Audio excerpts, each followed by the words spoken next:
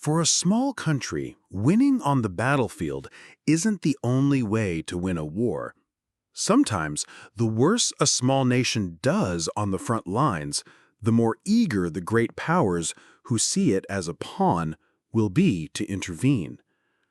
This is the logic that allowed Gamal Abdel Nasser to deliberately ignite the Suez Crisis, a move that, far from being a disaster for Egypt, ended up being a masterful three birds with one stone play that sounded the death knell for colonialism. Let's quickly recap our last episode.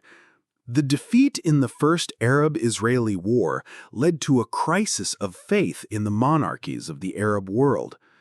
In 1952, the Free Officers Movement, organized by Nasser and others, fired the first shot of the new era of Middle Eastern coups. They easily overthrew the playboy King Farouk, and in the political struggles that followed, Nasser outmaneuvered the movement's nominal leader to become the absolute ruler of Egypt. But post-revolution Egypt was impoverished and underdeveloped. Even with a leader as charismatic as Nasser, the simple problem of feeding his people was at the time unsolvable. To legitimize his new government, Nasser developed Nasserism, an ideology centered on Arab nationalism. On a more practical level, he sold the Egyptian people on a grand vision, the Aswan High Dam. Just how big was this vision?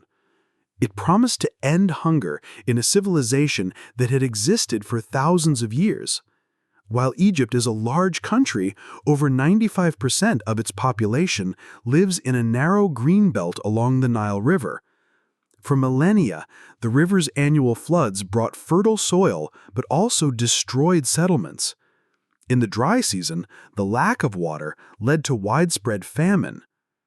The dream of building a massive dam to control the Nile was an ancient one, but the enormous cost had always kept it just that, a dream.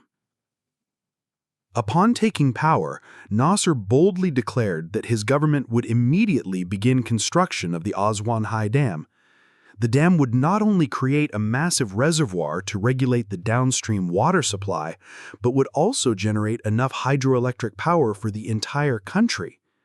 The Aswan Dam quickly became a symbol of hope for the impoverished Egyptian people. More and more of them came to believe that once the dam was built, their lives would be transformed. As for the cost, Nasser's line was simple. The white man had been bleeding Egypt dry for centuries. It was their obligation to pay for the dam.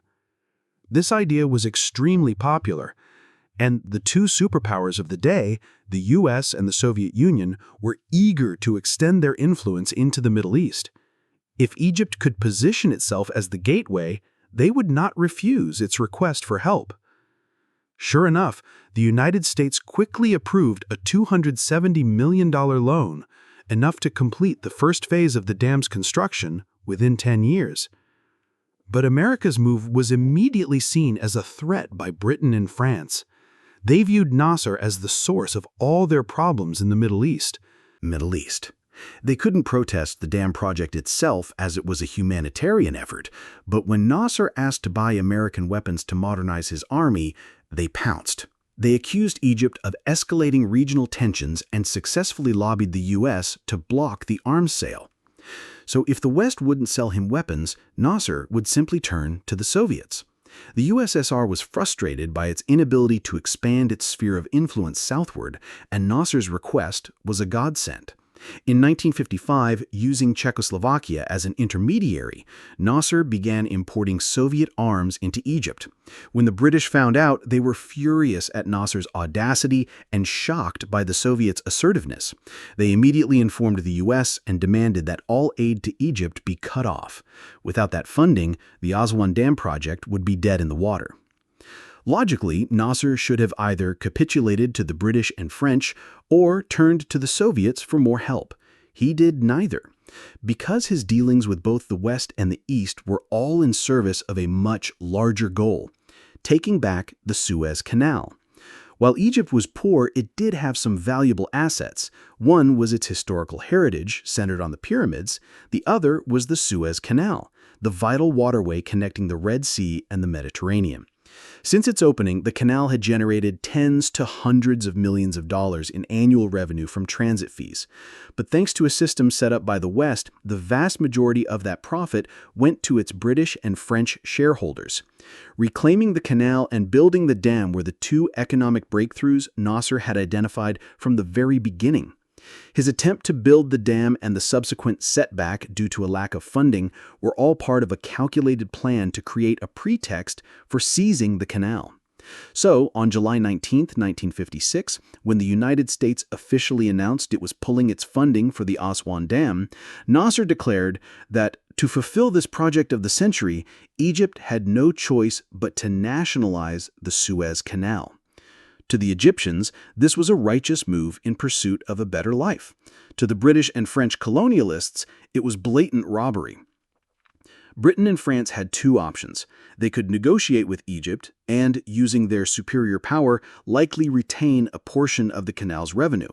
Or they could send in the troops, seize the canal zone, and, if necessary, overthrow Nasser's government. They unhesitatingly chose the military option. This was partly because the Egyptian army's poor performance in the First Arab-Israeli War had convinced them their opponent was a pushover, and partly because Israel had offered to do the dirty work of the ground invasion, which would dramatically reduce their own costs. The three countries cooked up a thief-crying stop thief plan. Israel would launch an unprovoked attack on Egypt, advancing from the Gaza Strip toward the canal. Threatened, Britain and France would step in and demand that both sides withdraw their forces from the canal zone. If Egypt agreed, Israel would get to keep Gaza and the Sinai Peninsula. More likely, Egypt would refuse, which would give Britain and France the pretext they needed to intervene and secure the canal. On October 29, 1956, Israel launched its surprise attack. 3 days later, it had conquered the entire Gaza Strip and Sinai Peninsula and was at the gates of the canal zone. Britain and France then stepped in with their demand for a mutual withdrawal, a demand that was, in reality, aimed only at Egypt. Nasser, of course, knew the three countries were in cahoots and refused. The British and French dropped all pretense and immediately sent in their own troops, seizing Port Said at the northern end of the canal. On the map, Egypt had been thoroughly defeated. With the fall of Port Said, the occupied territories formed a contiguous bloc. With no control over the canal, Egypt's heartland was wide open to the Israeli army. If they had wanted to, the coalition could have taken Cairo in a week. But it was precisely because Britain and France had won so quickly and so decisively that the two superpowers, the US and the USSR, suddenly took a keen interest in the Suez Canal.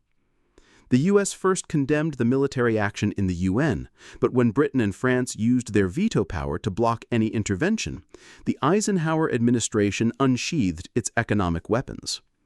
The US began dumping the British pound on the open market and instructed the IMF to deny Britain any assistance. At the same time, when the Arab nations collectively embargoed oil shipments to the UK, the US not only halted its own oil exports to Britain, but also pressured its other allies to do the same. The British, who in the 1950s still saw themselves as America's equals, were not initially swayed. They even threatened to invade Kuwait and Qatar if the oil embargo went through. But then a second message arrived, and this one they couldn't ignore. On the same day the US issued its economic threat, the Soviet Union sent its own message. If Britain and France did not halt their aggression against Egypt, London and Paris would be targeted with rocket weapons. While they didn't explicitly say the rockets would be nuclear-tipped, the message was crystal clear. With both superpowers baring their teeth, economically and militarily, the pressure on Britain and France became unbearable. Even though Egypt was incapable of mounting any kind of counterattack, the two colonial powers quickly caved. On November 7th, a full ceasefire was declared. The next day, British, French, and Israeli troops began to withdraw. Without the backing of its powerful allies, Israel had no choice but to sullenly pull back from the Sinai and Gaza Strip. Nasser, who had not won a single battle, had masterfully played the superpowers against the old colonial powers. He successfully reclaimed the Suez Canal and, 2 years later, with Soviet aid, began construction on the Aswan Dam. But the defeat of the old colonialists also marked the moment the Middle East officially became a front line in the Cold War. And in the new alignment that followed the Suez Crisis, the United States began to see Israel as its most important pawn in the region.